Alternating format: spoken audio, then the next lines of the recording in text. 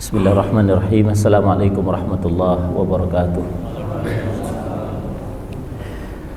Alhamdulillah wassalatu wassalamu ala Rasulillahil karim Muhammad bin Abdullah sallallahu alaihi wasallam wa ala alihi wa sahbihi wa man tabi'ahu bi ihsanin ila yaumiddin. La haula wala quwwata illa billah. Jamaah salat zuhur yang dirahmati Allah Subhanahu wa taala. Bersyukur kita pada Allah Subhanahu wa taala sampai siang hari ini Allah masih memberikan kepada kita semua kesehatan, kesempatan, dan Allah hadirkan kita duduk di majelis yang mulia ini dalam rangka dua hal. Yang pertama, kita dihadirkan untuk salat berjamaah. Mudah-mudahan kita adalah orang yang kemudian terindikasi sebagai orang yang disampaikan oleh Rasulullah sallallahu alaihi wasallam, idza ra'aitumur rajula ta'ahadul masjid fashhadu alaihi bil iman. Saksikan orang yang beriman itu adalah apabila dia mondar-mandir di masjid, subuh di masjid, zuhur di masjid, asar di masjid, maghrib dan isya'nya di masjid.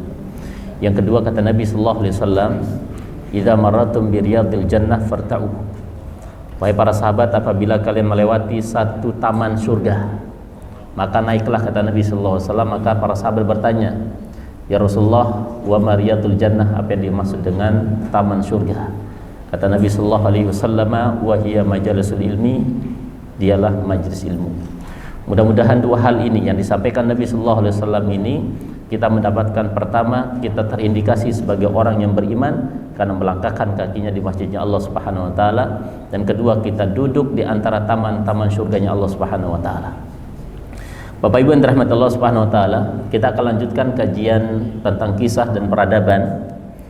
Dan di waktu yang lalu kita membahas 20 para nabi dan para rasul yang Allah utus di muka bumi. Maka pada kesempatan kali ini kita akan memperinci satu persatu dari para nabi dan para rasul yang Allah utus. Ketika seorang sahabat Nabi sallallahu alaihi wasallam yang bernama Salman Al-Farisi, ada yang mengatakan Abu Dzar Al-Ghifari, bertanya pada Nabi sallallahu alaihi wasallam, ya Rasulullah, berapa jumlah nabi yang Allah utus di muka bumi? Nabi sallallahu alaihi wasallam menjawab, ada 124.000. Wa fi riwayatin ukhra ada 120.000. Dan adapun rasul Allah utus di muka bumi ini ada 315. Ada berapa? 315. Yang semuanya kemudian wajib diimani, tetapi kemudian yang wajib diimani dalam Al-Qur'an, ada yang dikisahkan, ada yang tidak dikisahkan. Maka bahasa Qur'annya ada yang kami kisahkan dan ada yang tidak kami kisahkan. Yang wajib kemudian diimani ada 25. Mulai dari Nabi Adam alaihissalatu wassalam sampai nanti Nabi kita Muhammad sallallahu alaihi wasallam.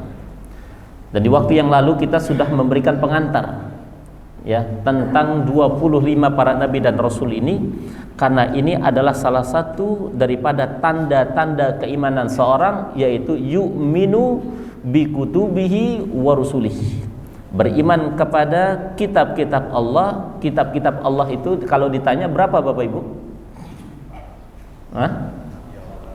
Ada 104. Ada berapa?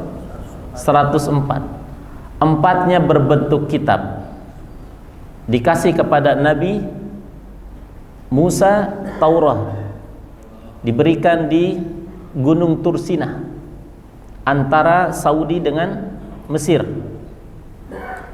Kemudian ada Nabi Daud, dikasih Zabur. Zabur ini tidak ada hukum syariatnya, dia mengikuti hukum yang ada di Taurat. Sehingga Nabi Daud itu, Bapak Ibu, dia mengikuti aturannya Nabi Musa. Ada Injil dikasih kepada Nabi Isa. Setelah 750 tahun meninggalnya Isa, muncul Nabi kita Muhammad sallallahu alaihi wasallam. Kemudian mi'atu suhufin, kata Nabi sallallahu alaihi wasallam, dan ada 100 suhuf. Suhuf itu berbentuk lembaran. Lembaran itu ada 100 yang Allah utus, yang Allah kirim dari langit. Yang itu dikasih kepada 4 nabi. Pertama adalah anaknya Nabi Adam. Ketika Nabi Adam lahir, muncul di muka bumi ini, diturun dari surga, maka Nabi Adam memiliki anak, setiap anak pasti kembar. Fakta terjadinya pembunuhan antara anaknya yaitu Habil dan Qabil, maka Allah anugerahkan seorang putra yang tidak kembar. Satu-satunya yang tidak kembar siapa? Nabi Sis, diangkat menjadi nabi dan dikasih 50 suhuf, 50 lembaran. Ya. Maka gelarnya adalah Hikmatullah. Anaknya Nabi Adam ini digelari dengan Hikmatullah. Ya, memiliki 50 suhuf. Kemudian setelah Sis itu ada nabi dan rasul yang Allah utus namanya Nabi Idris yang mendapatkan 30 suhuf. Kemudian ada Nabi Musa, sebelum mendapatkan Taurat, Nabi Musa mendapatkan suhuf. Itulah ayat yang sering kita baca, suhufi Ibrahim wa Musa. Sebelum Nabi Musa itu ada Nabi Ibrahim. Yang Nabi Ibrahim ini Bapak Ibu, ya, keturunan dari Azar. Dalam bahasa Taurat disebut dengan Taruh. Azar ini memiliki 3 anak. Anak pertama Naruh, ya. Ada mengatakan Nahur. Yang kedua Haran. Haran inilah nanti yang melahirkan Nabi yang disebut dengan Nabi Lut. Dan yang ketiga anaknya adalah Nabi Ibrahim. Bapak Ibu, saya kasih sedikit. Azar ini, ya, orang Babilonia yang hari-harinya adalah tukang pahat patung. Hari-harinya tukang pahat patung. Disuruhlah jual patung ini kepada masyarakat Babilonia. Masyarakat Babilonia itu hari ini adalah masyarakat Irak, Pak. Anaknya pertama Nahur menjual, laku. Anaknya Haran menjual, laku. Giliran Ibrahim tidak pernah laku, Pak. Kenapa? Model jualannya berbeda. Setiap Ibrahim membawa patung ayahnya, maka Ibrahim mengatakan ishtaru ma la yanfauka wa ma la yadruk. Nah, ini katanya siapa? Ibrahim. Belilah patung ini, yang patung ini tidak bisa memberikan manfaat dan juga tidak bisa memberikan mudarat. Ya. Sehingga Bapak Ibu, bagaimana mungkin patung ini bisa dibeli? Sedangkan anak yang dua-duanya itu kemudian berjualan sesuai dengan, ya, SOP dari ayahnya. Ya, disembah, kemudian dimuliakan, dibadahi dan sebagainya. Nah, barulah kemudian Nabi Ibrahim itu diangkat menjadi nabi dan rasul, maka gelarnya Abul Anbiya. Kenapa disebut dengan Abul Anbiya? Tidak ada nabi dan rasul yang Allah utus di muka bumi ini setelah Nabi Ibrahim kecuali muncul nabi dan rasul itu dari anak keturunan Nabi Ibrahim dari 2 sumber. Sumber pertama yaitu Ishak, dan Ishak inilah yang akan melahirkan ribuan para nabi. Dan konon katanya sebelum pembantaian terjadi, pembantaian 70.000 orang Yahudi dibantai oleh Bukhtun Nasar yang datang dari Romawi, itu sudah ada ribuan nabi dan ribuan nabi dibunuh oleh Bani Israel, Pak. Ada yang mengatakan 70 orang dibunuh 1 hari oleh Bani Israel. Baik, maka Nabi Ibrahim itu mendapatkan suhuf. Musa mendapatkan 10, Ibrahim mendapatkan 10, totalnya jadi 100, Pak. Nah, jadi kita balik kepada Nabi Adam alaihissalatu wassalam, dialah nabi yang pertama kali utus di muka bumi, dan dialah manusia yang pertama kali Allah turunkan di muka bumi. Nah, yang akan kita kisahkan pada kesempatan kali ini adalah 3 makhluk yang pertama kali Allah ciptakan. Yang pertama adalah malaikat. Yang kedua adalah bangsa jin, dan ketiga baru bangsa manusia.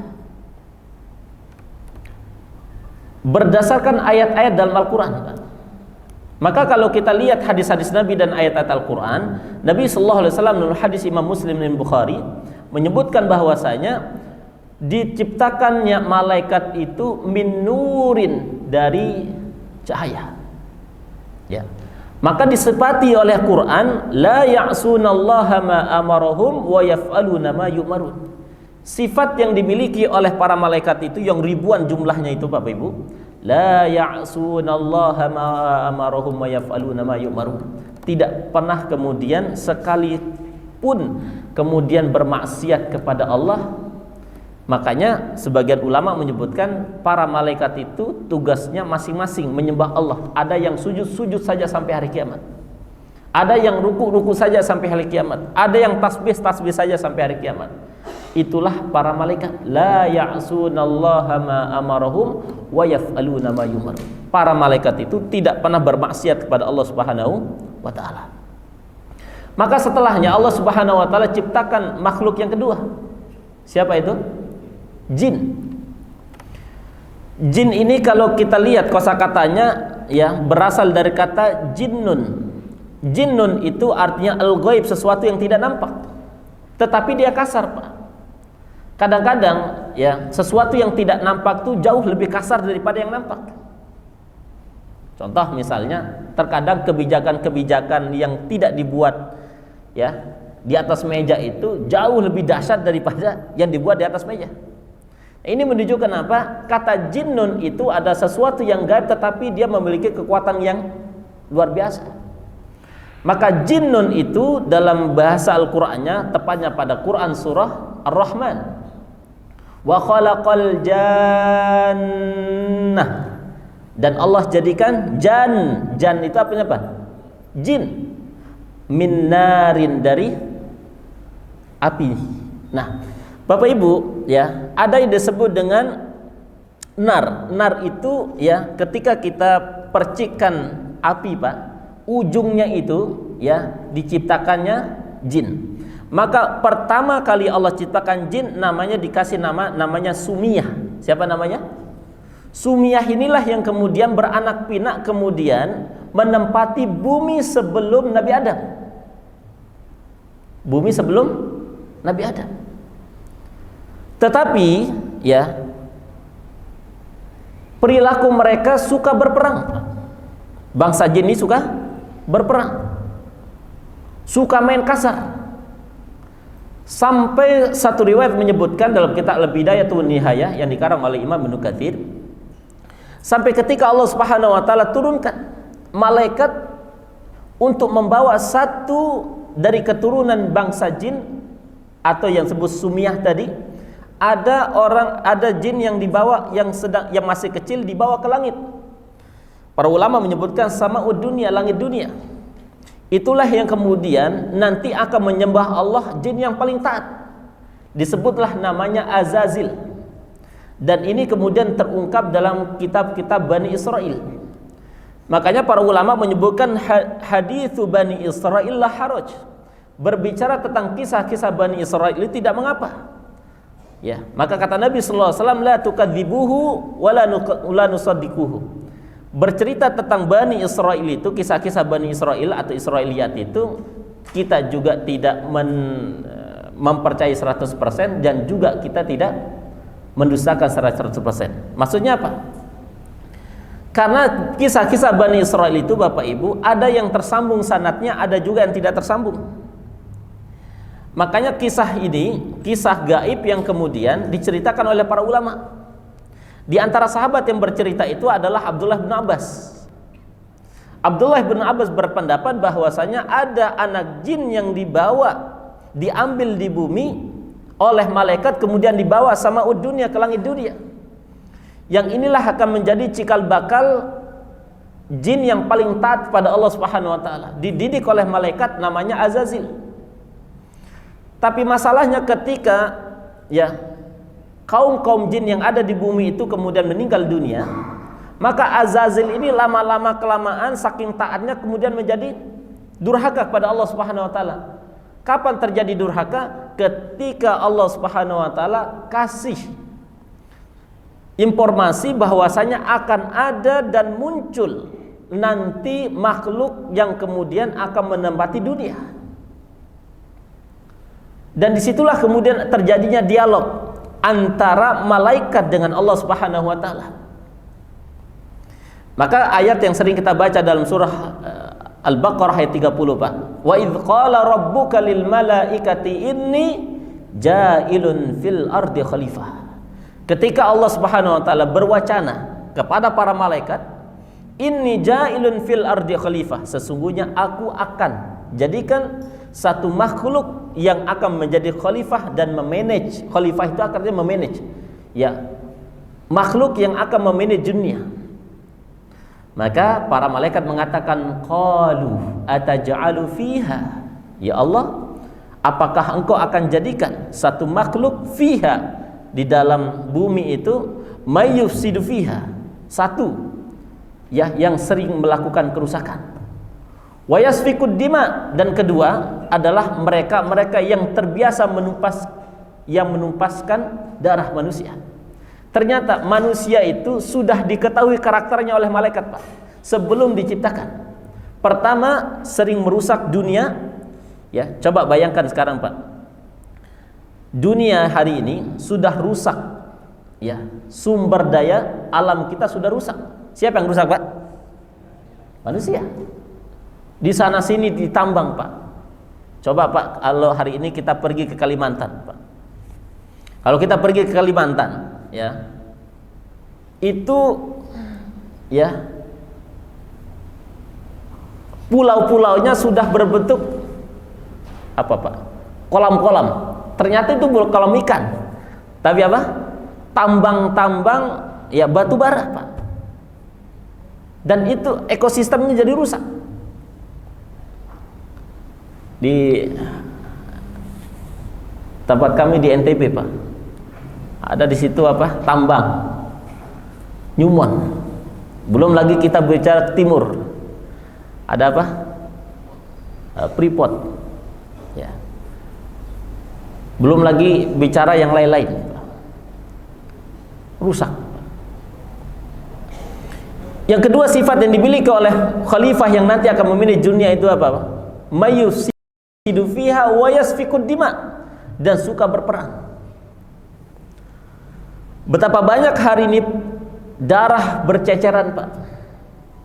Kita nggak usah bicara jauh-jauh, ya. Setiap malam minggu pasti ada saja yang bertumpah darah, Pak, ya. Malam minggu ini, ya, entah itu anak tawuran lah, ya, tawuran antar motor lah, antar apa, gang komplek lah, dan sebagainya. Dan itu terjadi. Belum lagi kita bicara di negara-negara yang sedang konflik.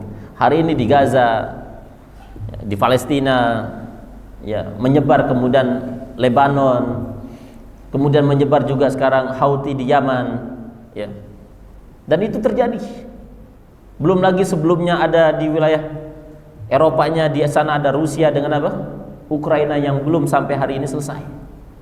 Dan terus akan terjadi. Dan itu sudah diprediksi oleh para malaikat. Maka malaikat bertanya, ya Allah, apakah engkau akan jadikan khalifah yang disebut dengan khalifah itu yang merusak dunia, dan mereka ada saling bunuh-membunuh? Kata Allah Subhanahu wa taala, qala inni a'lamu ma la ta'lamun. Wahai malaikat, sesungguhnya aku yang lebih mengetahui apa yang tidak kalian ketahui. Kata khalifah itu di situ, siapa mereka? Banu Adam, anak keturunan Nabi Adam. Bapak Ibu, Nabi Adam, ya, diciptakan setelah jin. Makanya salah satu kemudian keistimewaan Nabi Adam itu ada 3 dari sekian banyak itu, Pak. Satu, kata para ulama, khalaqtu biyadayhi. Ini keutamaan Adam, dan keutamaan, ya, makhluk, ya, Adam ini, Pak. Khalaqtu biyadayk, aku ciptakan Adam dari tanganku sendiri, kata Allah. Yang kedua, ditiupkan ruh oleh Allah Subhanahu wa taala. Ini keistimewaan Adam, Pak. Yang ketiga, fasajadal malaikatu ilaihi, dan para malaikat itu sujud kepada Adam.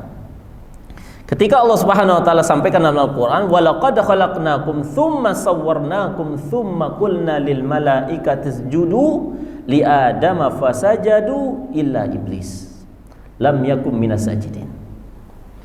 Ketika Allah Subhanahu wa taala selesai menciptakan Adam Dalam satu riwayat Adam ini diceritakan selama 120 tahun, Pak. Dibagi menjadi 3 masa. Masa pertama 40 tahun, masa kedua 40 tahun, masa ketiga 40 tahun. Maka totalnya 120 tahun. Diciptakan dari tanah. Ya. Maka di dalam Quran itu ada 3 tahapan Adam diciptakan. Nah, 3 keistimewaan itu yang tidak dimiliki oleh iblis, yang tidak dimiliki oleh jin, yang tidak dimiliki oleh setan. Maka ketika setan sudah mengetahui akan ada khalifah dan makhluk yang dimuliakan Allah Subhanahu wa taala, maka diperintahkan seluruh para malaikat untuk sujud kepada Nabi Adam. Fasajadal malaikatu, dan seluruh para malaikat kemudian sujud, illa iblis, kecuali iblis, lam yakum minas sajidin. Bapak Ibu, kita kembali lagi ke Azazil tadi. Hidup di antara sama'ud dunia, langit dunia, dan hidup di antara para malaikat yang taat kepada Allah dan ikut taat, Pak. Dari sini kata para ulama, ternyata orang soleh, orang buruk itu tergantung temannya. Maka orang Arab mengatakan as-sahib sa'ib. Teman itu bagaikan magnet. Kalau magnetnya negatif, ya negatif dia. Kalau magnetnya positif, ya pasti positif. Tetapi yang jadi masalah adalah ketika Azazil ini, nama jin ini, Pak, Azazil ini mengetahui rencana Allah Subhanahu wa taala, maka disitulah kemudian dia tidak mau sujud kepada Adam. Maka yang jadi masalah di situ adalah karena tidak mau sujud, karena dia mengatakan ana khairum minhu, aku lebih baik daripada dia. Kenapa aku harus sujud? Ternyata masalahnya adalah di sini, Pak. Di hati. Maka kata Nabi sallallahu alaihi wasallam, la yadkhulul jannata man kana fi qalbihi mithqala dzarratin minal kibr. Orang itu tidak pernah akan masuk surga selama di dalam hatinya ada rasa ana khairum minhu, aku lebih baik daripada orang lain. Enggak akan masuk surga kata Nabi sallallahu alaihi wasallam. Saya bacakan hadisnya lagi, la yadkhulul jannata, enggak akan pernah masuk surga kata Nabi sallallahu alaihi wasallam. Siapa mereka? Man kana fi qalbihi, orang-orang yang merasa di dalam hatinya, ya, mithqala dzarrah, seperti biji sawi, Pak, minal kibr, rasa besar diri. Nah, apa yang dimaksud dengan kibrun itu, Pak? Kata para ulama, al kibru batarul haq wa ghamtun nas. Perlu didefinisikan apa yang dimaksud dengan kata sombong. Kata sombong itu didefinisikan oleh para ulama, al-kibru batarul haq. Orang sombong itu adalah menolak kebenaran. Itu yang disebut dengan sombong, Pak. Yang kedua, wa ghamtun nas, dan mereka-mereka yang meremehkan manusia. Orang yang sombong itu ada 2 tipenya. Pertama, susah dinasihati, Pak. Yang kedua, meremehkan manusia. Kalau orang sudah meremehkan manusia, pasti terindikasi yang pertama. Kalau sudah kemudian tidak mau menerima kebenaran, terindikasi kedua, berarti dia sombong. Ada orang yang kemudian merasa jabatannya tinggi, dinasihati oleh anak buahnya, ente nggak level. Nah, berarti itu indikasi pertama, nggak mau menerima kebenaran. Dan biasanya kalau tidak selevel dengan dia semena-mena. Maka inilah yang dimaksud dengan sombong, kata Nabi sallallahu alaihi wasallam, al-kibru batarul haqq wa ghamtun nas. Ya. Kadang-kadang kita ini salah kaprah dalam memaknai sombong. Assalamualaikum, Ji. Ngelengos saja. Sombong lu. Bukan gitu, Pak. Tapi yang disebut dengan sombong itu 2. Tidak mau menerima kebenaran, karena bisa jadi kebenaran itu datangnya dari orang yang lebih rendah daripada kita. Yang kedua, meremehkan manusia. Kalau ada di antara yang kedua itu berarti dia sombong. Sehingga Nabi sallallahu alaihi wasallam mengatakan, la yadkhulul jannah, enggak akan masuk surga, man kana fi qalbihi mithqala dzarrah minal kibr. Ada rasa ana khairum minhu, seperti iblis. Makanya sekarang itu Bapak Ibu, ya, Masalah kita itu di sini, Pak. Masalah semua orang itu di sini. Terkadang penyakit itu datang dari sini, Pak. Dari hati. Maka kata Nabi sallallahu alaihi wasallam, "Inna fil jasadi mudghah." Ketahuilah di dalam jasad manusia itu ada segumpal darah, kata Nabi sallallahu alaihi wasallam, "Wa in fasada sairu jasadihi." Apabila dia rusak segumpal darah itu rusak jasadnya. "Wa in salaha jasada kulluh." Apabila baik segumpal daging itu kemudian tubuhnya kemudian baik. Apa itu? Wahyal qalb, hati. Nah, Bapak Ibu yang dirahmati Allah Subhanahu wa taala, masalahnya iblis itu mengatakan ana khairu minhu, aku lebih baik daripada Adam. Kenapa aku harus sujud kepada Adam?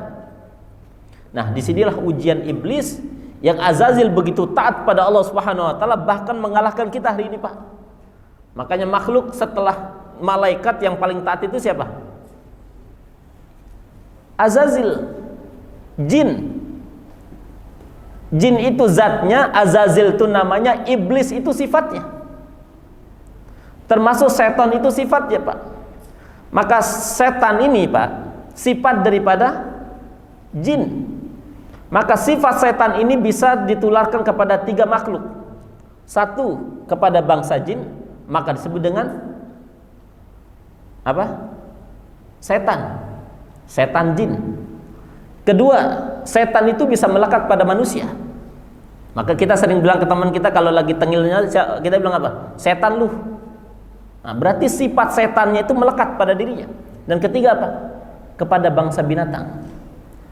Ya, maka Nabi sallallahu alaihi wasallam, ya, sifat setan itu melekat pada qalbun aswad. Apa tuh qalbun aswad? Anjing yang hitam.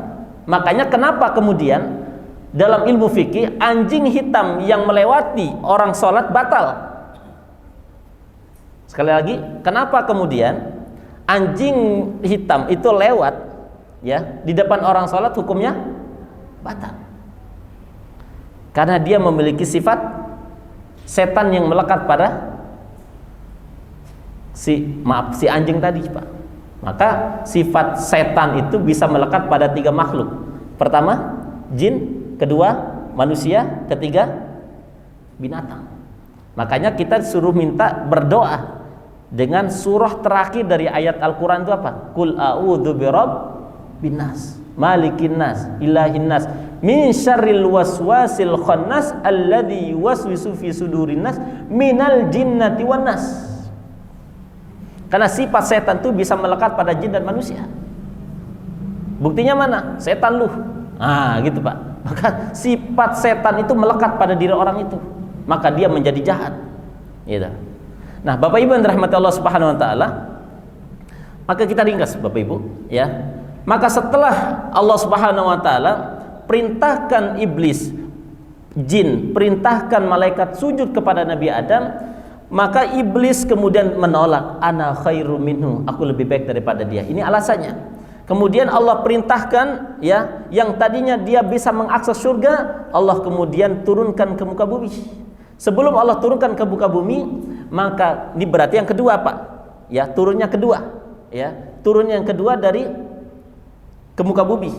Maka dia memiliki satu permintaan.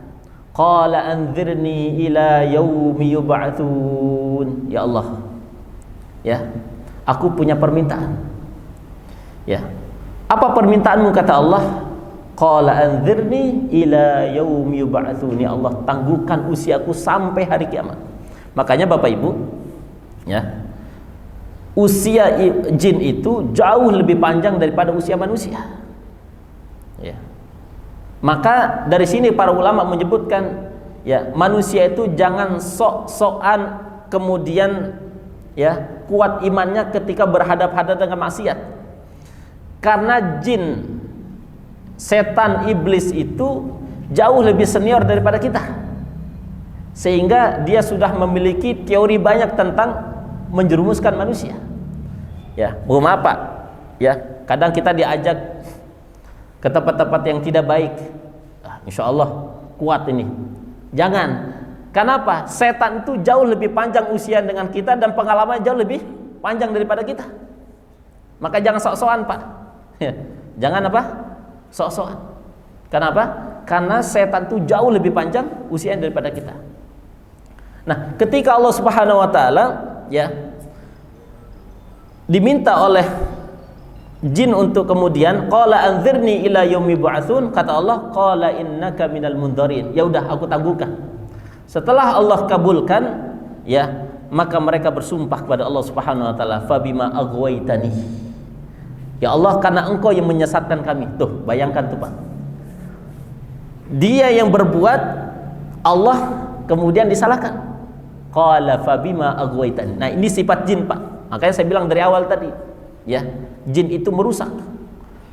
Ya, jin itu merusak. Makanya begini teorinya Pak. Mohon maaf. Kata Nabi sallallahu alaihi wasallam, ini hati-hati nih Pak. Ya, orang yang terbiasa berinteraksi dengan dukun, ya, dengan dukun, datang ke dukun atau datang ke orang yang dianggap soleh, ya, maaf, dianggap orang pintar gitu ya. Kata Nabi sallallahu alaihi wasallam, man ata kahinan fatasaddaqa bima qalahu faqad kafara bima unzila ala Muhammad. Hati-hati yang sering ke dukun Pak. Ini kata Nabi sallallahu alaihi wasallam, man ata kahinan, barang siapa yang datang ke orang pintar, ya, fatasaddaqa bima qalahu, kemudian dia percaya pada sang dukun, faqad kafara bima unzila ala Muhammad, maka sudah kufur kepada Al-Qur'an. Kalau orang sudah kufur pada Quran, maka jatuhnya apa Pak? Kufur. Kalau dia kemudian tidak rujuk pada Allah, maka dia mati dalam keadaan kafir. Bapak Ibu yang dirahmati Allah Subhanahu wa taala, ya, karena ini panjang sekali, maka saya simpulkan begini. Ketika Allah Subhanahu wa taala kabulkan, maka dia bersumpah kepada Allah Subhanahu wa taala, jin ini bersumpah kepada Allah, yaitu Azazil tadi, kemudian diturunkan Allah Subhanahu wa taala, diusir oleh dari surga, maka itu yang disebut dengan iblis, sifatnya menjadi iblis. Ablasa itu artinya ba'adu anir rahmah, orang yang kemudian jauh dari rahmat Allah Subhanahu wa taala. Maka dia mengatakan begini, fabima aghwaytani la aqudanna lahum siratakal mustaqim. Karena engkau ya Allah yang menyesatkan aku, maka aku akan datangi setiap anak Bani Adam itu dari arah kanan, kiri, atas, belakang, depan, belakang, atas, bawah, depan, belakang. Akan didatangi semua penjuru Pak. Makanya Nabi Sallallahu Alaihi Wasallam mengajarkan kita berdoa supaya dijauhkan dari godaan setan. Apa doanya? A'udzu bikalimatillahi tammah min syarri ma khalaq. Makanya baca doa ini kata Nabi Sallallahu Alaihi Wasallam, maka akan dijaga sampai sore hari. Dibaca sore hari akan dijawab sampai dia bangun tidur Pak. Apa doanya? Allahumma inni a'udzubika min syarri ma khalaq. Coba sama-sama berakhir. Allahumma inni a'udzubika min syarri ma khalaq. Nanti kalau enggak dihafal, nanti saya japri aja Bang Joni ya. Bang, nanti bisa di ini. Nah, madza nastafidu min hadhil kisah? Kira-kira apa faedah dari kisah ini? Pertama adalah, Bapak Ibu yang dirahmati Allah Subhanahu wa taala, Allah Subhanahu wa taala ciptakan manusia, ciptakan jin, ciptakan malaikat untuk apa? Wa ma khalaqtul jinna wal insa illa liya'budun. Semua beribadah pada Allah Subhanahu wa taala, khususnya jin dan bangsa manusia beribadah pada Allah Subhanahu wa taala. Yang kedua, pertanyaannya adalah apakah manusia masuk surga? Iya, kalau dia beriman. Pertanyaan yang kedua, apakah golongan jin ada yang masuk surga? Maka jumhur ulama mengatakan masuk surga bagi yang beriman pada Allah Subhanahu wa taala. Sebagaimana manusia masuk surga, ada yang juga masuk neraka. Dan ketiga, ya, sesungguhnya ada yang disebut dengan makhluk malaikah.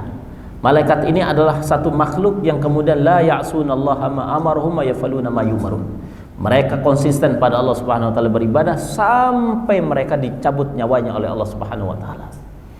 Dan keempat, jamaah yang dirahmati Allah Subhanahu wa taala, jauhilah ya sesuatu yang kemudian yang menghantarkan kita kepada terjumus kepada khutuwati syaitan. Karena jalan-jalan melangkah ke situ adalah sesuatu yang kemudian mulus kelihatannya, tetapi itulah jebakan-jebakan syaitan. Maka kata Quran, wala tattabi'u khutuwati syaitan. Kata khutuwat ini jamak kata jamaknya khotiyah ya. Khutuwat itu jamak itu artinya banyak. Berarti jebakan jin dan iblis ya, setan itu banyak sekali Pak ya. Makanya Quran menyebutkan wala tattabi'u khutuwatis syaitan. innahu lakum aduwwum mubin. Dan terakhir yang dirahmati Allah Subhanahu wa taala, ini yang kemudian menjadi konsentrasi kita ya, dan ini banyak kemudian dijangkiti oleh umat muslim. Jauhilah perdukunan, jauhilah persihiran. Karena orang yang melakukan ini min kabairidz dzunub, pasti orang itu jatuh kepada dosa besar. Nabi sallallahu alaihi wasallam kemudian berpesan kepada para sahabat, as-sab'ul mubiqat, ada 7 dosa yang kalau dilakukan itu dosa besar. As-sab'ul mubiqat, kalau dilakukan pasti orang itu binasa. Satu di antara 7 itu adalah as-sihru, orang yang melakukan praktek perdukunan. Baik dia menjadi dukunnya atau dia datang kemudian dia percaya kepada sang dukun, maka jangan-jangan kita juga terdampak kekufuran pada Allah Subhanahu wa taala. Nah, 5 hikmah ini yang bisa kita pelajari dan kita bisa ambil dari kisah 3 makhluk yang bernama manusia, yang bernama malaikat, dan bernama jin, dan mudah-mudahan kita dijauhkan dari khutuwat syaitan, dari jalan-jalan ya terjerumus kepada jalannya syaitan. Hadanallahu wa iyyakum. Assalamualaikum warahmatullahi wabarakatuh.